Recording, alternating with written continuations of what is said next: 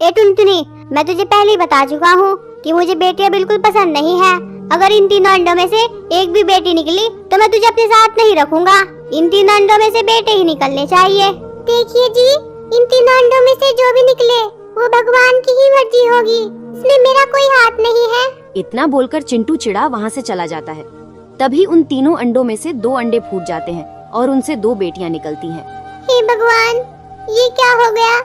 अब मेरे पति इन दोनों बेटियों को देखकर मुझे घर से निकाल देंगे, फिर मुझे अपने बच्चों से दूर रहना पड़ेगा। नहीं नहीं, मैं अपने बच्चों से दूर नहीं रह सकती।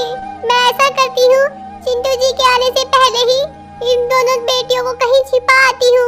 इतना बोलकर टुनटुनी दोनों बेटियों को दूसरी जगह पर ले जाकर छिपा देती है। मेरी बच्चियों, मैं तुम्हारे पास लौट कर आऊंगी। तुम कहीं मत जाना, नहीं तो शिकारी पक्षी तुम्हें खा सकते हैं। इतना बोलकर टुनटुनी अपने घोंसले में वापस जाकर बैठ जाती है। तभी चिंटू चिढ़ा वहाँ आता है। अरे, बाकी 2 अंडे कहाँ गए? यहाँ तो सिर्फ एक ही अंडा है। अजी, थोड़ी देर पहले ही एक शिकारी पक्षी आया था, मुझसे दोनों अंडे छीन कर ले गया। मैं सिर्फ एक ही अंडा बचा पाई। ये भी ठीक ही हुआ, क्या पता उन दोनों अंडों में से बेटियां निकलती। इतना बोलकर चिंटू चिढ़ा वहाँ से चला जाता है। तभी अंडा टूटने की आवाज होने से चिंटू वापस आता है। टुनटुनी बताओ, अंडे से बेटा निकला है या बेटी? अरे, तुम तो रो रही हो, इसका मतलब मैं यही समझू ना कि अंडे से बेटी निकली है? नहीं जी नहीं, ये आंसू तो खुशी के आंसू है। अंडे से तो बेटा निकला है। अरे वाह, अंडे में से बेटा निकला है। आओ बेटा, मैं तुम्हें जंगल में घुमाने ले चलता हूँ। इतना बोलकर चिंटू चिढ़ा अपने बेटे को जंगल में घुमाने ले जाता है। पता नहीं मेरी बेटियाँ कैसी होगी, कहीं कोई शिकारी पक्षी मेरी बेटियों को नुकसान न पहुँचा दे। मैं उनको देख आती हूँ। तभी जैसे ही टुनटुनी अपने बच्चों के पास पहुँचती है। अरे वाह वाह, आज तो एक ही जगह पर 2 शिकारी मिल गए। अब मैं तुम्हें खाकर अपनी भूख मिटाऊंगा। खबरदार, अगर तुमने मेरे बच्चों को हाथ भी लगाया तो मुझसे बुरा कोई नहीं होगा। हा हा हा हा हा, मैं तुम्हारे सामने ही तुम्हारे बच्चों को खाऊंगा। देखता हूँ तुम मेरा क्या बिगाड़ लोगी। जैसे ही शिकारी बच्चों की तरफ बढ़ता है, टुनटुनी उसे मारने के लिए उस पर टूट पड़ती है। दोनों की लड़ाई में टुनटुनी घायल हो जाती है। फिर किसी तरह वो अपने बच्चों को बचाकर घर ले आती है। चिंटू जी, मुझे माफ करना। मैंने इन बेटियों को आपसे छिपाकर पाला है, लेकिन अपनी बेटियों को बचाने के लिए मुझे शिकारी से लड़ना पड़ा, जिसके कारण मैं बहुत घायल हो चुकी हूँ। अब मेरा आखिरी समय आ गया है। आप इन दोनों बेटियों का भी ख्याल रखना। अब मैं इस दुनिया से जा रही हूँ। माँ, माँ, आप हमें छोड़कर नहीं जा सकती माँ। हम आपके बिना कैसे जिएंगे माँ? पिताजी, कुछ कीजिए ना। पिताजी, माँ को अस्पताल ले जाइए, जल्दी करिए पिताजी। तभी चिंटू चिढ़ा टुनटुनी को अस्पताल ले जाता है और उसे वहीं पर भर्ती कर देता है। क्यों ना मैं इस टुनटुनी को यहीं पर छोड़कर चला जाता हूँ। अगर ये बच गई तो इसके इलाज का पैसा भी मुझे ही देना पड़ेगा, इसलिए मैं यहाँ से निकल लेता हूँ। इतना बोलकर चिंटू चिढ़ा टुनटुनी को अस्पताल में ही छोड़कर घर वापस आ जाता है। क्या हुआ पिताजी? माँ कहाँ है पिताजी? आप माँ को साथ क्यों नहीं लाए पिताजी? कहाँ है माँ? तुम्हारी माँ तो मर चुकी है, इसलिए मैं तुम्हारी माँ को साथ नहीं लाया। क्या हमारी माँ इस दुनिया में नहीं रही? पिताजी, हम आखिरी बार अपनी माँ को देखना चाहते हैं, हमें उनके पास ले चलिए। नहीं नहीं, अब मैं तुम्हें तुम्हारी माँ के पास नहीं ले जा सकता, क्योंकि मैं तुम्हारी माँ का अंतिम संस्कार कर आया हूँ। इतना सुनकर बेटियां बहुत रोईं।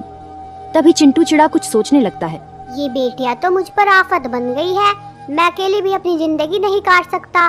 मैं ऐसा करता हूँ कि दूसरी शादी कर लेता हूँ। इतना बोलकर चिंटू चिढ़ा एक बूढ़ी चिड़िया के पास जाता है। माँ जी, मेरी पत्नी का देहांत हो गया है, इसलिए मेरे बच्चों की देखभाल के लिए मुझे दूसरी शादी करनी पड़ेगी। आप कोई सुंदर सी चिड़िया देखकर मेरी शादी करा दीजिए।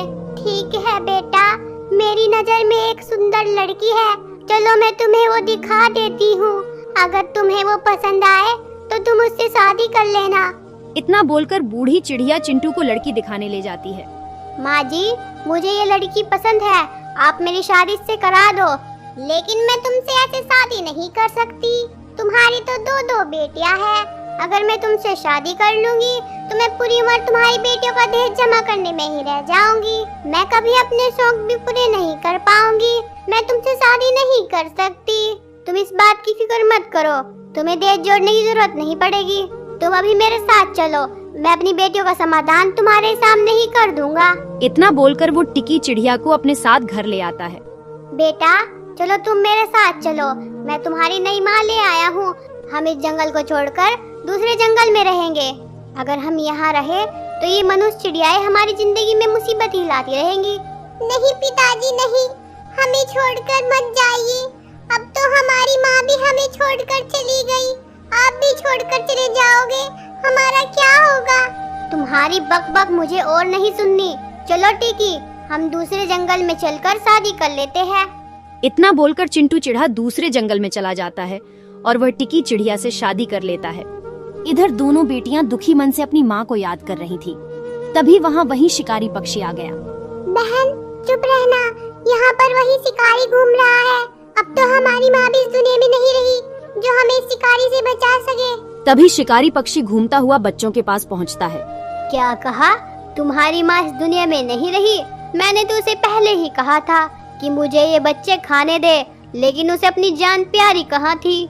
उस दिन तो तुम्हारी माँ ने तुम्हें बचा लिया था, लेकिन अब तुम्हें बचाने कौन आएगा? अब मैं तुम्हें खाकर ही रहूँगा। नहीं नहीं, हमारी माँ को कुछ नहीं हुआ है। हमारी माँ तो हमारे लिए दाना लेने गई है। वो देखो पीछे, उधर से आ रही है हमारी माँ। चलो पिंकी, शिकारी हमें अभी नहीं देख रहा, जल्दी से भागो यहाँ से। इस तरह शिकारी पक्षी का ध्यान भटकाकर दोनों वहाँ से भाग जाते हैं। मोनी बहन, हम उस शिकारी से तो बच गए, लेकिन हमारे पास रहने के लिए अब घर नहीं रहा। हम इस सर्दी में कैसे रहेंगे? दोनों बच्चे बेचारे ठिठुरते हुए सर्दी से बचने के लिए पेड़ के पत्तों की आड़ में बैठ जाया करते थे, लेकिन इस सर्दी को वे सह नहीं पा रहे थे। मोनी बहन, लगता है ये सर्दी खत्म होने से पहले ही हम इस सर्दी से मर जाएंगे। अब तो हमारे पास हमारे माँ बाप भी नहीं है और ना ही रहने के लिए घर। रोज रोज मरने से अच्छा है कि हम एक बार ही अपनी जान दे दे। सही कहती हो बहन, शायद भगवान भी यही चाहते हैं। चलो हम किसी कुएं में कूदकर अपनी जान दे देते हैं। तभी वे दोनों कुएं के पास जाती है। भगवान हमें माफ करना, हम छोटी बच्चियां हैं, हम अपने माँ बाप के बगैर नहीं जी पाएंगे, इसलिए हम इस कुएं में कूदकर अपनी जान दे रहे हैं। रुको बेटी रुको, मैं तुम्हारी माँ भी जिंदा हूँ। माँ आप जिंदा हो? इसका मतलब पिताजी ने हमसे झूठ कहा था। हाँ मेरी बच्चियों, मैं तुम्हें रोज ढूंढने जाया करती थी, लेकिन तुम मुझे कहीं नहीं मिली और आज दिखाई दी तो इस हालत में। माँ अब आप हमें छोड़कर कभी मत जाना। माँ नहीं मेरी बच्चियों, मैं तुम्हें छोड़कर कभी नहीं जाऊंगी। चलो तुम मेरे साथ चलो। तभी टुनटुनी अपनी बेटियों को अपने साथ ले आती है और तीनों साथ में रहने लगते हैं। उधर चिंटू चिढ़ा अपनी दूसरी पत्नी के साथ रह रहा था। तभी वह बीमार पड़ गया। उसकी दूसरी पत्नी टिकी उसकी बीमारी की वजह से उससे चिढ़ने लगी।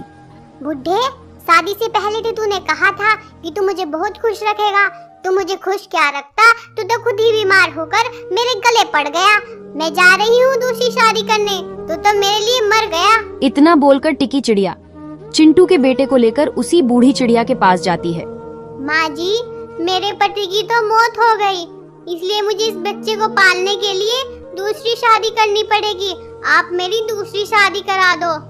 बूढ़ी चिड़िया टिकी की शादी कौवे से करवा देती है। शादी के कुछ दिन बाद ही टिकी चिड़िया बीमार पड़ जाती है। अगर तू पहले से ही बीमार थी तो तूने मुझसे शादी क्यों की? मैं एक बीमार चिड़िया के साथ अपनी जिंदगी नहीं गुजार सकता। तू इस बेटे को लेकर यहाँ से निकल जा, मुझे नहीं रहना है तेरे साथ। तभी चिंटू का बेटा और टिकी दोनों जंगल में रहने लगते हैं। बेटा, मैंने तुम्हारे पिताजी को बीमारी में छोड़कर बहुत गलत किया था। मैं मरने से पहले एक बार उनसे माफी मांगना चाहती हूँ। पता नहीं पिताजी अब जिंदा भी होंगे या नहीं, वो आपको कभी माफ नहीं करेंगे। फिर भी एक बार हम उन्हें ढूंढने की कोशिश कर लेते हैं। बीमार टिकी किसी तरह चिंटू को ढूंढने के लिए निकल पड़ती है। वह बीमार होने की वजह से बार बार आराम कर रही थी। तभी वह टुनटुनी के घोंसले के पास भी आराम करने के लिए रुकी। क्या हुआ बहन, तुम बीमार लग रही हो? तभी टिकी ने उसे सारी बात बताई। टिकी जान गई थी कि चिंटू की पहली पत्नी टुनटुनी थी और टुनटुनी को भी पता चल गया था कि चिंटू ने दूसरी शादी टिकी से ही की थी। तभी सभी चिंटू को ढूंढते हुए चिंटू के पास पहुँचे। चिंटू एक पेड़ के पास उदास बैठा हुआ था। तुम लोग मुझे ढूंढते हुए यहाँ आए हो ना? मैंने तुम्हारा बहुत इंतजार किया। मैंने तुम सबके साथ बहुत बुरा किया था, मुझे माफ कर दो। आप माफी ना मांगो, आपको अपनी गलती का एहसास है, यही काफी है। आप हमारे साथ चलिए, हम सब मिलकर रहेंगे। चिंटू जी, मैंने आपके बीमार होने पर आपको छोड़ दिया था, मुझे माफ कर देना चिंटू जी। इतना बोलकर टिकी चिड़िया की मौत हो गई। फिर चिंटू चिढ़ा टुनटुनी और उनके बच्चे साथ में रहने लगे।